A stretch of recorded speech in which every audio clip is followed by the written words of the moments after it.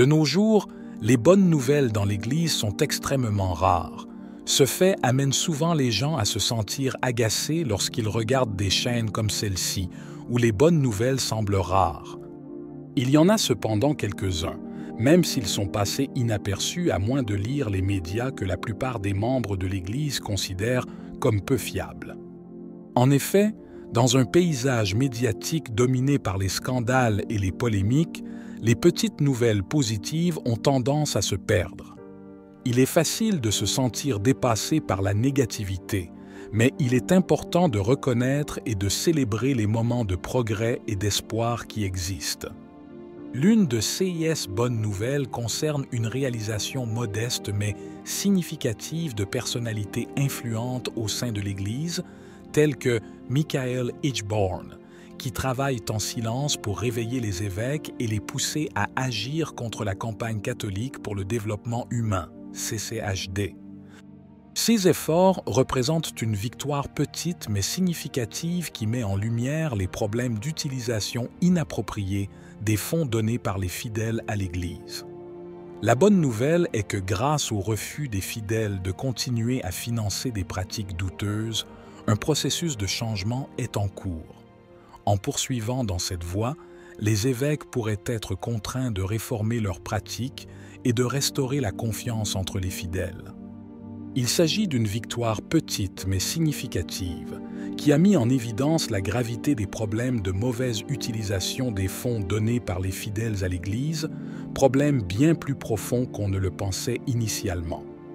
La bonne nouvelle, c'est qu'il semble que la situation commence à se corriger tout simplement parce que les fidèles ont décidé de ne plus participer à ce désordre. En refusant de leur donner votre argent, vous envoyez un message clair et puissant. Continuez sur cette voie jusqu'à ce que les évêques soient obligés de changer, et il semble qu'ils soient déjà en train de devoir changer leur façon de gérer les choses. C'est un signe prometteur d'une plus grande responsabilité et transparence au sein de l'Église.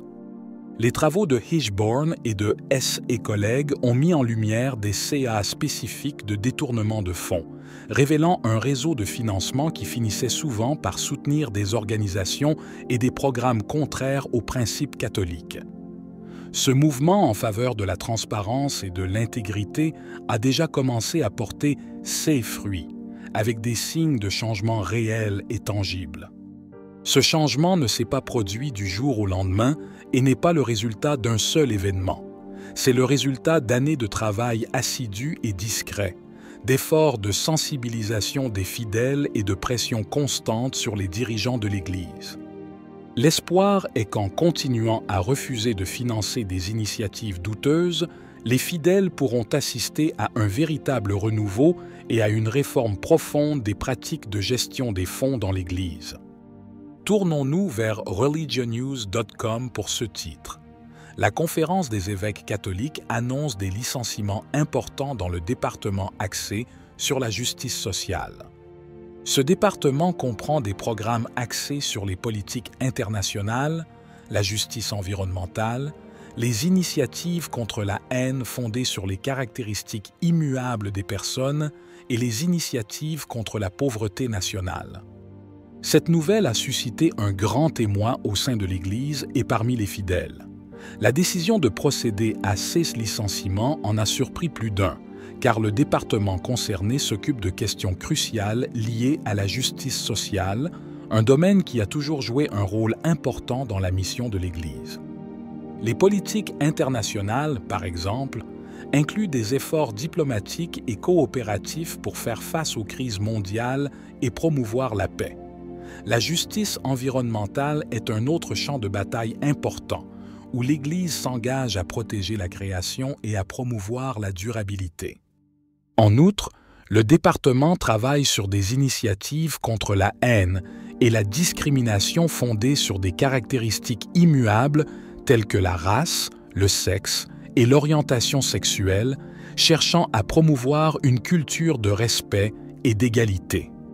Enfin, les initiatives contre la pauvreté intérieure visent à soutenir les individus et les familles en difficulté économique à travers divers programmes d'assistance et de développement. La nouvelle de CS licenciement arrive à un moment où nombre de ces problèmes sont plus que jamais d'actualité.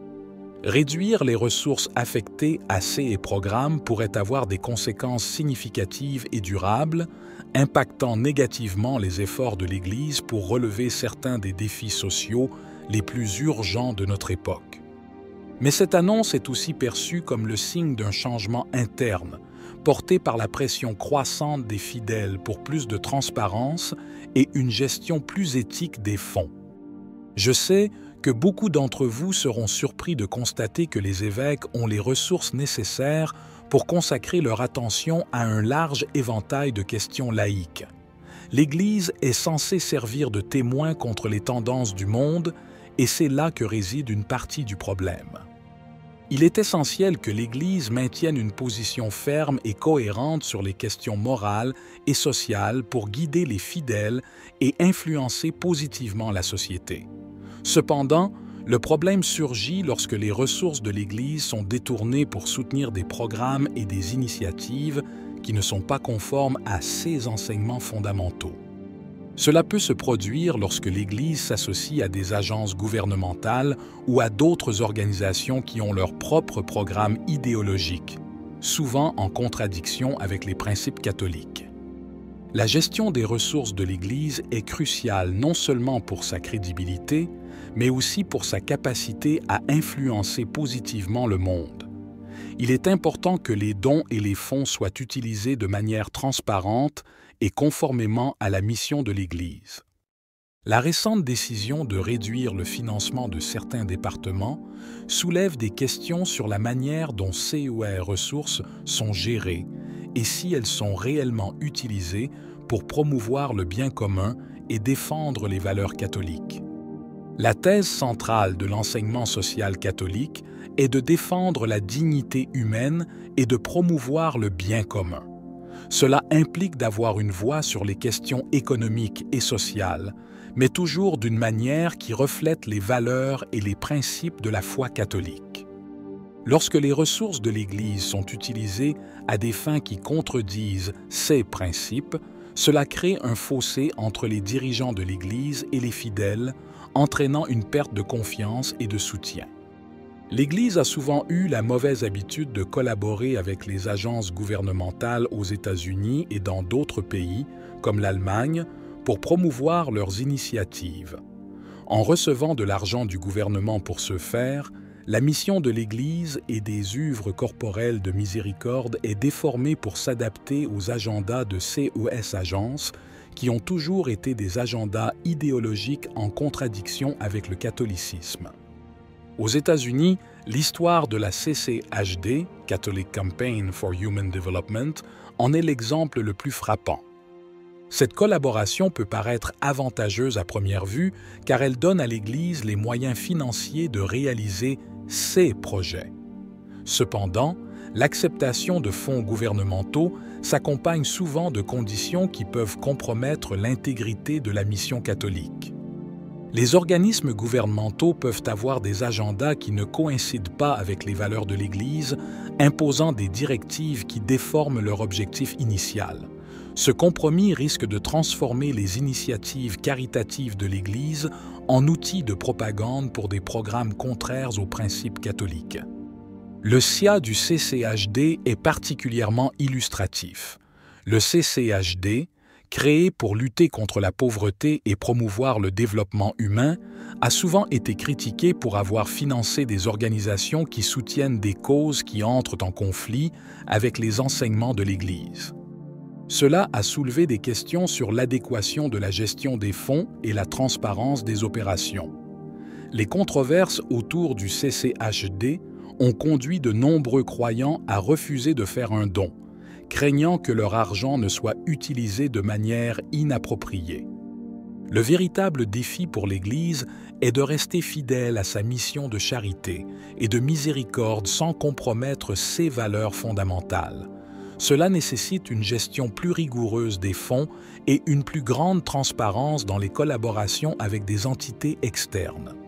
Ce n'est qu'ainsi que l'Église pourra regagner la confiance des fidèles et garantir que ses œuvres caritatives reflètent authentiquement ses enseignements. Les catholiques ont commencé à refuser de donner de l'argent, ce qui a porté un tel préjudice aux finances de la campagne catholique pour le développement humain, CCHD, que nous assistons aujourd'hui à des licenciements dans tous ces départements très douteux de la Conférence des évêques catholiques des États-Unis.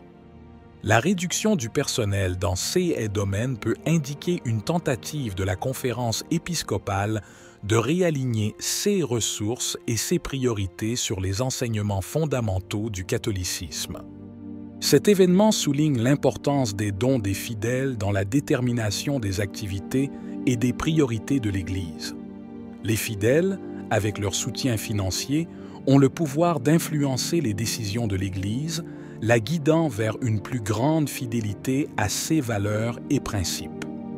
La protestation silencieuse mais efficace des catholiques contre le détournement des fonds démontre que la communauté des fidèles est vigilante et désireuse de voir une Église fonctionner de manière transparente et cohérente avec sa mission. Si vous avez aimé la vidéo, commentez Amen. Que Dieu te bénisse